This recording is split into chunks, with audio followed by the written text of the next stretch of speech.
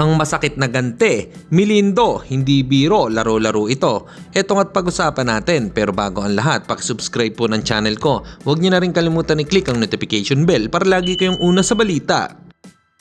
Pag-usapan nga po natin mga kaboxing matapos ngang sabihan ng dating trainer ni Janrel Cuadrolas Casimiro na si Memo Heredia, ang magkapatid na Casimiro, ay may buwelta naman dito ang coach ni Alas na si Jason Casimiro. Ayon nga sa kanyang sinabi ay, Memo, ang dami mong hawak ng mga Pilipino boxer, nagtagumpay ba? Lumakas ba? FU. Tila mainit na banat po ito ni Jason Casimiro kay Memo Heredia. Abangan na nga lang natin kung sasagot pa ba dito si Memo.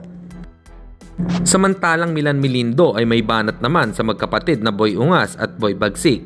Ayon nga sa kanyang sinabi ay hindi biro, hindi ito laro-laro lang. Wala namang problema ang maghamon kayo. Pero wala dapat usapan dahil hindi lang sarili nyo niloloko, pati na rin ang sumusubaybay sa inyo.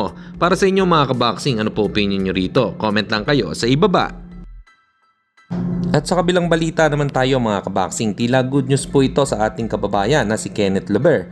Dahil yung promoter po o manager ni Japanese Monster Naoya Inoue na si Mr. Ohashi ay gusto din pala itong papirmahin sa kanyang promotion na Ohashi.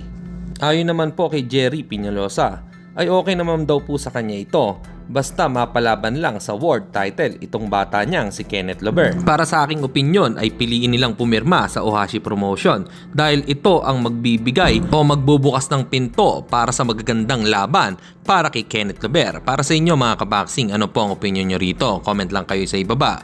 Hanggang dito na lang muna ang ating balita. Dito na lang ang aking boxing news report. Babu!